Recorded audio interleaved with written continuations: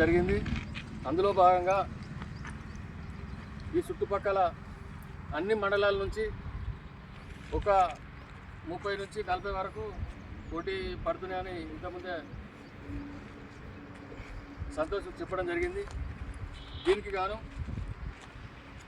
గుర్రా విజయ్ గారు first prize, second price, third price 20,000 మొదటి బహుమతి, 10,000 రెండో బహుమతి, మూడో బహుమతి 5,000, 35,000 రూపాయలు ఆయన సొంత ఖర్చులతోటి ఈ టోర్నమెంటు నిర్వహించడం జరుగుతుంది. వారికి